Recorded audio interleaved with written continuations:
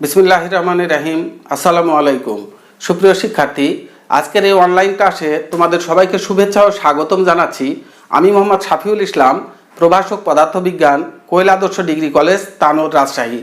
তো আজকে আমি তোমাদের নিকট আলোচনা করব পদার্থবিজ্ঞান প্রথম পত্রের 6ষ্ঠ অধ্যায় মহাকর্ষ ও অভিকর্ষ, অর্থাৎ গ্র্যাভিটেশন অ্যান্ড গ্র্যাভিটি, এই চ্যাপ্টার নিয়ে আলোচনা করব।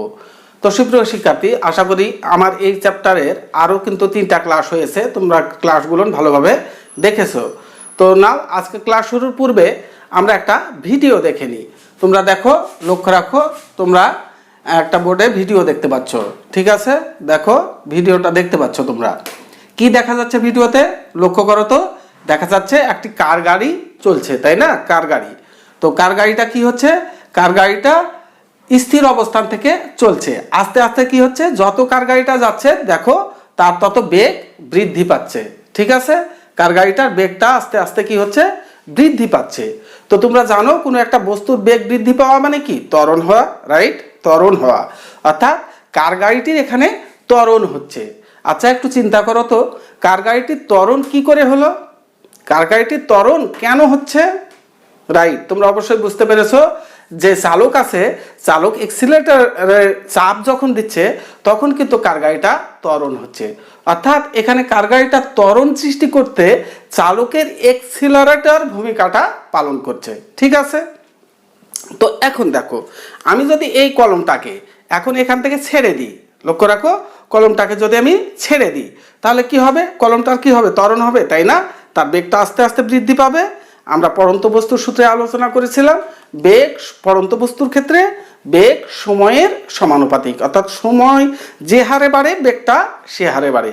তাহলে এই যে কলমটা, এই কলমটা ছেড়ে দিলে কলমটার হবে ত্বরণ হবে, তাই না? আচ্ছা, এই যে এখানে চিত্রে তোমরা দেখতে পাচ্ছ, ত্বরণ সৃষ্টি করার জন্য চালকের এক্সিলারেটর ভূমিকা রাখছে। তাহলে এই যে পড়ন্ত বস্তু, এর ত্বরণ সৃষ্টি করার জন্য এক্সিলারেটর কোথায়? আশা করি তোমরা বুঝতে পেরেছো। হ্যাঁ, তোমরা ঠিকই ধরেছো। এই যে পৃথিবী বা ভূপৃষ্ঠ, সেটাই কিন্তু এক্সিলারেটরের ভূমিকা পালন করছে, ঠিক আছে? তাহলে এই যে পৃথিবী অর্থাৎ অভিকর্ষ, পৃথিবী যে বল, কোনো বস্তুর সাথে বল আমরা কি জানি? অভিকর্ষ বল, রাইট? অভিকর্ষ বল, অর্থাৎ এই বস্তুটার অভিকর্ষ বলের প্রভাবে এই বস্তুটা ত্বরণ হচ্ছে। তাহলে কোনো একটা বস্তুর ত্বরণ যদি অভিকর্ষ বলের প্রভাবে হয় তাহলে সেই ত্বরণকে আমরা কি বলি? অভিকর্ষ ত্বরণ, তাই না? অভিকর্ষ ত্বরণ। সুপ্রিয় শিক্ষার্থী, আমাদের আজকে এই মহাকর্ষ এবং অভিকর্ষ চ্যাপ্টারে আলোচনার বিষয় হচ্ছে অভিকর্ষ ত্বরণ। তো আমরা নাও আজকে আলোচনা করি অভিকর্ষ ত্বরণ সম্পর্কে। তো প্রথমে আমরা অভিকর্ষ ত্বরণের একটা রাশিমালা নির্ণয় করি। দেখো, অভিকর্ষ ত্বরণের রাশিমালা।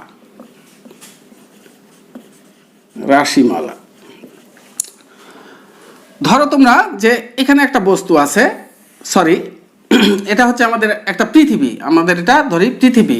এই পৃথিবীর কেন্দ্র হচ্ছে এই যে মাঝখানে হচ্ছে পৃথিবীর কেন্দ্র, আর পৃথিবী পৃষ্ঠে বা ভূপৃষ্ঠের খুব কাছাকাছি এইখানে একটা নির্দিষ্ট ভরের বস্তু আছে। ধরি এই বস্তুর ভরটা হচ্ছে স্মল এম এবং পৃথিবীর ভরটা হচ্ছে আমাদের ক্যাপিটাল এম।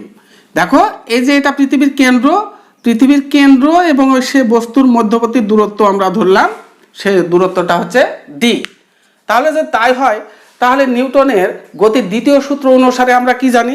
আমরা জানি যে নিউটনের গতির দ্বিতীয় সূত্র অনুসারে এফ সমান এম এ, রাইট?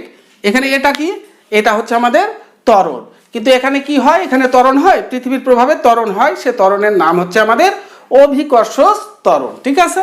তাহলে এর পরিবর্তে আমরা কি দেবো? অভিকর্ষ ত্বরণ তোমরা জানো, তাকে জি দ্বারা সূচিত করা হয়। তাহলে নিউটনের গতির দ্বিতীয় সূত্র থেকে আমরা পেলাম এফ সমান এম জি। এখন দেখো, গত ক্লাসে আমরা নিউটনের মহাকর্ষ সূত্র সম্পর্কে আলোচনা করেছিলাম, দুটি বস্তুর মধ্যে আকর্ষণ বল। তাহলে এটা পৃথিবী, এটা ভূপৃষ্ঠের ওপরে বা ভূপৃষ্ঠের কাছাকাছি কোনো একটা বস্তু, তার ভর হচ্ছে স্মল এম, পৃথিবীর ভর হচ্ছে আমাদের ক্যাপিটাল এম, আর তাদের মাঝখানে দূরত্ব হচ্ছে ডি। তাহলে এই বস্তু এবং এই পৃথিবীর মধ্যে আকর্ষণ বল নিউটনের মহাকর্ষ সূত্র অনুসারে সেটা কি হয়? এফ সমান G into m1 into m2। m1 বলতে কি পৃথিবীর ভর ক্যাপিটাল এম, ইন্টু m2 বলতে কি বস্তুর ভর স্মল এম, বাই তাদের মধ্যবর্তী দূরত্ব তার উপর স্কোয়ার। আশা করি তোমরা বুঝতে পেরেছো। এখন দেখো আমরা দুইটা ইকুয়েশন পেলাম, এফ সমান mg, আর দ্বিতীয় ইকুয়েশনটা হচ্ছে আমাদের এফ সমান G into m1 into m2 by D square.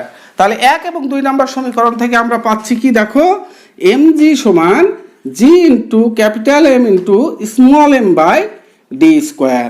তাহলে আমাদের কি এম কাটা, দেখো এই স্মল এম কাটা। তাহলে আমাদের ইকুয়েশনটা হচ্ছে জি সমান G M by D square, G M by D square. এটাই হলো আমাদের অভিকর্ষ ত্বরণের রাশিমালা। সুপ্রিয় শিক্ষার্থী, তোমরা একটু খাতা কলম নিয়ে বসো আর এই গুরুত্বপূর্ণ জিনিসগুলো লিখে নাও, আশা করি তোমাদের অনেক উপকারে আসবে।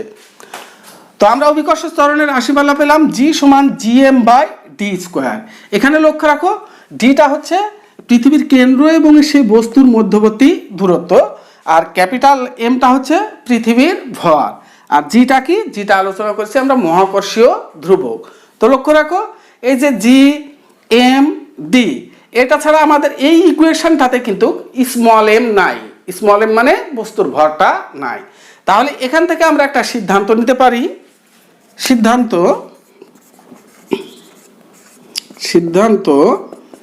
যে অভিকর্ষ ত্বরণ বস্তুর ভরের উপর নির্ভর করে না, ঠিক আছে। যেহেতু স্মল এম অ্যাবসেন্ট এখানে, সুতরাং অভিকর্ষ ত্বরণ বস্তুর ভরের উপর কিন্তু নির্ভর করবে না। কার উপর নির্ভর করবে, সে এম এর উপর, অর্থাৎ যদি পৃথিবী হয় পৃথিবীর ভরের উপর, এবং সে দূরত্ব অর্থাৎ পৃথিবীর কেন্দ্র থেকে সে বস্তুটা কত দূরে আছে সে দূরত্বের উপর নির্ভর করে। লক্ষ্য রাখো, দূরত্ব যত বেশি হবে জি এর মান কম হবে, দূরত্ব কম হলে জি এর মান বেশি হবে। তাহলে আমরা আরেকটা সিদ্ধান্ত নিতে পারি, যে সিদ্ধান্ত এটা 1, এটা হচ্ছে 2, অভিকর্ষ ত্বরণ বস্তু নিরপেক্ষ হলেও স্থান নিরপেক্ষ নয়। আশা করি তোমরা এটা বুঝতে পেরেছো, তাই না? এখন দেখো যে এই যে আমরা অভিকর্ষ ত্বরণ জি সমান G M by D square এখানে লিখলাম, তো এই ডিটা দেখো, ডিটা যদি এই বস্তুটা পৃথিবী পৃষ্ঠে হয়, তাহলে এই যে পৃথিবীর কেন্দ্র এবং পৃষ্ঠ, সেটা কি পৃথিবীর ব্যাসার্ধ অবশ্যই আর, তাই না? সেটা পৃথিবীর ব্যাসার্ধ আর, তাহলে এখানে হচ্ছে কি ডি সমান আর। তাহলে এই ইকুয়েশনটা আমরা পাচ্ছি যে জি সমান জি এম বাই ডি এর পরিবর্তে আর স্কোয়ার। তোমাদের এই ইকুয়েশনটা ভালোভাবে লিখে নাও, বিভিন্ন গাণিতিক টার্মগুলোর এখান থেকে আসে। তাহলে অভিকর্ষ ত্বরণ নির্ভর করছে কার উপর, পৃথিবীর ভর, যদি পৃথিবী হয় বা গ্রহ, যে কোনো গ্রহ, সে গ্রহের ভর আর তার ব্যাসার্ধ তার উপর নির্ভর করছে। আর জিটা কি আমাদের মহাকর্ষীয় ধ্রুবক, সেটা হচ্ছে আমাদের কনস্ট্যান্ট মান। আমরা জানি জি এর মান হচ্ছে 6.673 into 10⁻11 newton metre square per KG square, তাই না? তাহলে ভর এবং ব্যাসার্ধের উপর নির্ভর করছে অভিকর্ষ ত্বরণটা। এখন দেখো, পৃথিবী যদি হয় তাহলে পৃথিবীর ভর এবং পৃথিবীর ব্যাসার্ধ, ওকে। এখন যদি পৃথিবী না হয় অন্য কোনো গ্রহ হয়, ধরো বৃহস্পতি গ্রহ বা বুধ বা মঙ্গল, হটেবার যে কোনো গ্রহ হতে পারে, তাহলে সেই গ্রহের পৃষ্ঠে যদি তোমাকে অভিকর্ষ ত্বরণ নির্ণয় করতে দেয়, সেম সূত্রই কিন্তু বসবে। যেমন দেখি আমরা এখানে, ধরো তোমাকে যদি বলে যে মঙ্গল গ্রহের পৃষ্ঠে অভিকর্ষ ত্বরণ বের করো, তাহলে আমাদের ইকুয়েশনটা কি, জি সমান G M by capital M by R square. এখানে মঙ্গল গ্রহের পৃষ্ঠে অভিকর্ষ ত্বরণ জি এম, তো G M M by R M square. অর্থাৎ অন্য যে কোনো গ্রহ যদি বলে, তাহলে সেই গ্রহের ভর এবং সেই গ্রহের ব্যাসার্ধ যদি আমাদের জানা থাকে, তাহলে সেই গ্রহের পৃষ্ঠে আমরা অভিকর্ষ ত্বরণ বের করতে পারি, ঠিক আছে। দেখো, অন্য যে কোনো গ্রহে অভিকর্ষ ত্বরণ যদি দেয়, সেম কিন্তু কি ইকুয়েশন আমাদের, তাহলে সেই গ্রহের ভর এবং সেই গ্রহের ব্যাসার্ধ আমাদের যদি জানা থাকে, তাহলে সেই গ্রহের পৃষ্ঠে আমরা অভিকর্ষ ত্বরণটা বের করতে পারি। আবার কোনো গ্রহে যদি তোমাকে অভিকর্ষ ত্বরণ বলে দেয় এবং সেই গ্রহের যদি ভর বলে দেয়, তাহলে সেই গ্রহের আবার ব্যাসার্ধ তুমি বের করতে পারবা। ঠিক আছে, তাহলে তোমরা যদি এটা বুঝে থাকো, আমরা একটা ছোট্ট গাণিতিক সমস্যার সমাধান করার চেষ্টা করি।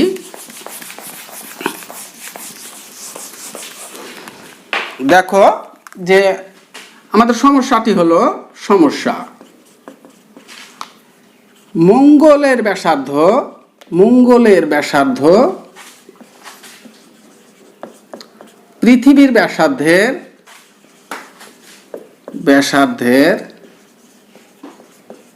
0.532 গুণ এবং ভর 0.11 গুণ। পৃথিবী পৃষ্ঠে অভিকর্ষ ত্বরণ 9.8 মিটার পার সেকেন্ড স্কোয়ার হলে মঙ্গল পৃষ্ঠে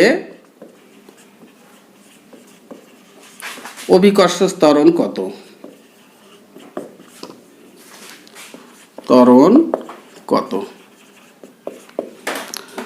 আমরা সমস্যাটা ভালোভাবে লক্ষ্য রাখি। আমাদের বলেছে মঙ্গলের ব্যাসার্ধ পৃথিবীর ব্যাসার্ধের 0.532 গুণ। তাহলে আমাদের কম্পেয়ার করতে হবে মঙ্গল গ্রহের সঙ্গে পৃথিবীর সম্পর্ক, তাই না? তাহলে মঙ্গলের ব্যাসার্ধকে যদি আমরা RM বলি, RM সেটা কি পৃথিবীর ব্যাসার্ধ, আর তার কত গুণ? 0.532 গুণ। এখন দেখো ভর বলেছে, ভর হচ্ছে 0.11 গুণ। তাহলে কার ভর? মঙ্গলের ভর। ভর কি? M। মঙ্গলের ভর পৃথিবীর ভরের ME, পৃথিবীর ভরের কত গুণ? 0.11 গুণ, 0.11 গুণ। ঠিক আছে, পৃথিবী পৃষ্ঠে অভিকর্ষ ত্বরণ 9.8 মিটার পার সেকেন্ড স্কোয়ার। এটাতে পৃথিবীতে আমাদের অভিকর্ষ ত্বরণ বলেছে।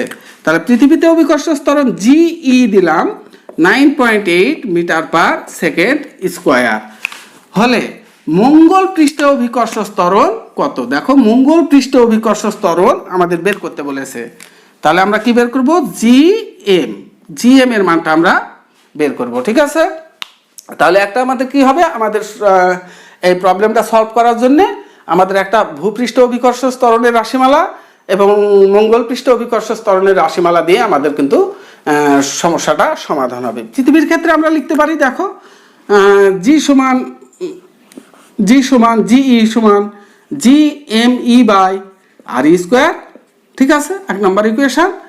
আবার মঙ্গলের ক্ষেত্রে লিখতে পারি GM সমান GMM/RM স্কোয়ার, 2 নম্বর সমীকরণ। যেহেতু আমরা কি GM অর্থাৎ মঙ্গল পৃষ্ঠ অভিকর্ষ ত্বরণ বের করব, সুতরাং আমরা কি করি এখন? সমীকরণ 2/1। তাহলে 2 হচ্ছে কি GM/ তাহলে আমাদের হবে GE সমান GMM/RM স্কোয়ার, RM স্কোয়ার। আর এটা নিচে, তাহলে উপরে গেলে কি হয়? উপরে যাবে RE স্কোয়ার আর নিচে থাকবে GME, রাইট? তো দেখো এখন মান বসাই আমরা। GMM/GE সমান আমাদের কিসের মান দেওয়া আছে? RM এর মান দেওয়া আছে আর MM এর মান দেওয়া আছে। তাহলে লক্ষ্য রাখো, এই যে MM এর মান দেওয়া আছে আর RM এর মান দেওয়া আছে। তাহলে আমাদের এই জি কাটা, দেখো উপরে জি নিচের জি কাটা, উপরে MM সমান কত? ME into 0.11। তাহলে ME into 0.11 into RE square রেখে দিলাম। নিচে দেখো RM এর মান দেয়া আছে, এই যে RM এর মান RE ইন্টু 0.532, তাহলে তার উপর স্কোয়ার। তাহলে আমরা যদি সেপারেট করি তাহলে হবে RE স্কোয়ার ইন্টু 0.532 তার উপর স্কোয়ার গুণিত এখানে আছে কি ME আছে, ME। এখন দেখো কাটো, যে ME কাটে ME কাটে, RE স্কোয়ার কাটে। তাহলে আমাদের থাকছে GM সমান উপরে থাকছে কত? 0.11 আর নিচে হচ্ছে আমাদের 0.532 তার উপর স্কোয়ার ইন্টু এই যে জিটা ওপরে গুণ, জি এর মানটা কত আমাদের 9.8। তাহলে আমরা যদি এখন ক্যালকুলেটর ব্যবহার করি তাহলে জিএম অর্থাৎ মঙ্গলের পৃষ্ঠে অভিকর্ষ ত্বরণটা কত সেটা আমরা বের করতে পারি। তো আমরা দেখি কত আমাদের অ্যান্সার আসছে। ওপরে হচ্ছে 0.11 ইন্টু 9.8 ডিভাইডেড বাই 0.532 তার উপর স্কোয়ার। তাহলে আমাদের আসছে 3.8 আসছে অ্যান্সার। তাহলে অ্যান্সার হলো আমাদের 3.8 মিটার পার সেকেন্ড স্কোয়ার। এই যে আমরা দেখো আমরা মঙ্গল পৃষ্ঠ অভিকর্ষ ত্বরণের মানটা কত সেটা বের করলাম 3.8 মিটার পার সেকেন্ড স্কোয়ার। আশা করি সুপ্রিয় শিক্ষার্থী তোমরা এই সমস্যাটা বুঝতে পেরেছো। এখন দেখো আমরা যে অভিকর্ষ ত্বরণের ইকুয়েশনটা দাঁড় করালাম সেটা আবারও একটু দেখি। আমাদের ইকুয়েশনটা ছিল যে জি সমান জিএম বাই আর স্কোয়ার, তাই না, যে কোনো গ্রহের ক্ষেত্রে আমাদের। তো জিএম বাই আর স্কোয়ার, এখানে জি এর মান বের করার জন্য আমাদের সে গ্রহের ভর এবং সে গ্রহের ব্যাসার্ধ জানা থাকলে আমরা সেই গ্রহের পৃষ্ঠে অবশ্যই অভিকর্ষ ত্বরণটা বের করতে পারবো। এখন দেখো আমরা যদি একটু এই সমীকরণটা এক্সটেনশন করি তো লিখতে পারি বা জি সমান জি এম। লক্ষ্য রাখো আমরা নবম দশম শ্রেণীতে ঘনত্ব সম্পর্কে পড়েছি, তাই না, ঘনত্ব। তাহলে কি ঘনত্ব সমান ভর বাই আয়তন, অর্থাৎ রো সমান এম বাই ভি। তাহলে এম সমান কি হচ্ছে, এম সমান ভি রো হচ্ছে, তাই না। তাহলে এখানে আমরা এম এর মানটা বসিয়ে দিই V rho by R square, বা জি সমান জি ভিটা কি, ভিটা হচ্ছে আয়তন। কার আয়তন, আমাদের যদি পৃথিবী হয় পৃথিবীর আয়তন, কেমন, গোলাকার, গোলক। তাহলে তার আয়তন কি আমরা জানি, ভি সমান 4/3 পাই আর কিউব, রাইট। তাহলে আমরা এই ভি এর পরিবর্তে বসাবো 4/3 পাই আর কিউব, আর থাকছে কি রো উপরে থাকছে আর নিচে আর স্কোয়ার। অতএব এখন দেখো এই যে আর স্কোয়ার আর আর কিউব কাটা, অতএব জি সমান হচ্ছে আমাদের 4/3 জি পাই শুধু একটা আর রো। এই যে দেখো আমরা আর একটা ইকুয়েশন দাঁড় করাইলাম, সেই ইকুয়েশন আর এই ইকুয়েশনের মধ্যে একটা পার্থক্য দেখো। এখানে ব্যাসার্ধ এবং ভর সে গ্রহের জানা থাকলে অভিকর্ষ ত্বরণ বের করতে পারি। এখানে তোমার জি কনস্ট্যান্ট, পাই কনস্ট্যান্ট, ব্যাসার্ধ এবং ঘনত্ব।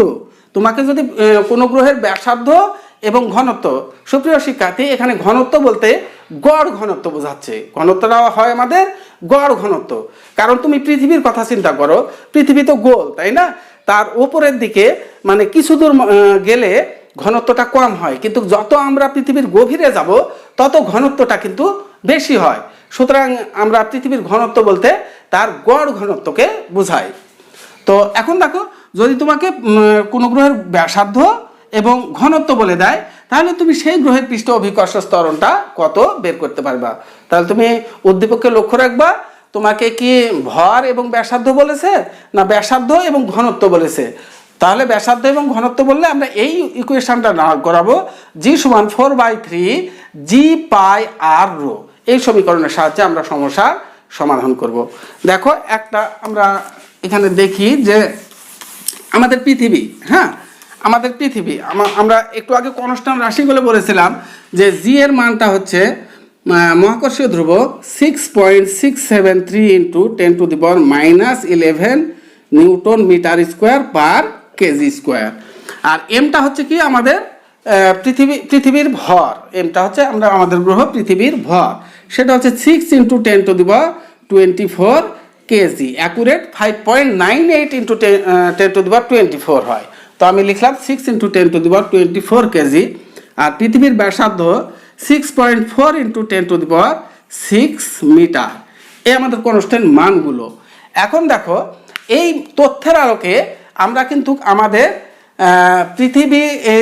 পৃথিবীর গড় ঘনত্ব কত সেটা আমরা বের করতে পারি। আর আমাদের পৃথিবী পৃষ্ঠ অভিকর্ষ ত্বরণ জি সমান 9.8 মিটার পার সেকেন্ড স্কোয়ার। তাহলে এই তথ্যের আলোকে আমরা কিন্তু আমাদের পৃথিবীটার এই যে এই ইকুয়েশনের সাহায্যে আমি লাল বক্স করে দিয়েছি, এই ইকুয়েশনের সাহায্যে পৃথিবীর গড় ঘনত্ব বের করতে পারি। তো লক্ষ্য রাখো যে আমরা এখানে দেখো, তাহলে আমরা যদি আড়াআড়ি গুণ করি তাহলে কি হবে, বা 4g পাই আর রো ইকুয়াল 3g, বা আমরা রোকে রাখছি যেহেতু আমরা কি বের করব, আমরা এখানে ঘনত্ব বের করতে চাচ্ছি, আমাদের পৃথিবীর ঘনত্ব বের করতে চাচ্ছি। তাহলে rho is equal to 3g by কি আসছে 4g পাই আর। দেখো আমরা মানগুলো এখন বসাই। 3 ইন্টু জি এর মান 9.8, 4 ইন্টু এই ক্যাপিটাল জি এর মান 6.673 into 10 to the power -11 into পায়ের মান 3.14 ইন্টু আর হচ্ছে আমাদের 6.4 ইন্টু 10 টু দি পাওয়ার 6 তার উপর স্কোয়ার। এখন যদি আমরা বা রো, অতএব রো সমান, আমরা একটু ক্যালকুলেটর ব্যবহার করি তাহলে আমরা অবশ্যই রেজাল্টটা পাবো। তাহলে আমাদের ওপরে হচ্ছে 3 ইন্টু 9.8 ডিভাইডেড বাই 4 ইন্টু 6.673 গুণিত 10 to the power -11 into 3.14 into 6.4 into 10 to the power 6, এটা আর আছে, আর স্কোয়ার না, শুধু আর। তাহলে আমরা পাচ্ছি 5.5 ইন্টু 10 টু দি পাওয়ার 3 ইএনজিটিপি ইএনজি। তাহলে আমরা পাচ্ছি 5.5 into 10 to the power 3 answer. আমাদের 5.5 ইন্টু 10 টু দি পাওয়ার 3, আমাদের একক কি, KG per metre cube, KG per metre cube. এই যে আমরা আমাদের এই জানা তথ্যের আলোকে আমরা পৃথিবীর গড় ঘনত্ব পেলাম 5.5 ইন্টু 10 টু দি পাওয়ার -3। আশা করি তোমরা বুঝতে পেরেছো। তাহলে যদি আমাদের অন্য কোনো গ্রহ বলে, অসুবিধা আছে? আর আশা করি তোমাদের অসুবিধা নাই। সেই গ্রহগুলোর তথ্যের আলোকে সেই গ্রহগুলোর ব্যাসার্ধ এবং সেই গ্রহের পৃষ্ঠ অভিকর্ষ ত্বরণ জানা থাকলে সেই গ্রহটা তোমরা আবার তার গড় ঘনত্বটা বের করতে পারবা। সুপ্রিয় শিক্ষার্থী, আজকে তোমাদের আমি অভিকর্ষ ত্বরণ সম্পর্কে আলোচনা করলাম। তো আমাদের আজকের এই ক্লাসে যদি তোমাদের কোনো কিছু সমস্যা থাকে তো আমার এই যে স্ক্রিনে দেখানো নাম্বারে ফোন করতে পারো, আমি অবশ্যই তোমার সমস্যা সমাধানের চেষ্টা করব। পরিশেষে তোমরা ভালো থেকো, সুস্থ থেকো, আল্লাহ হাফেজ।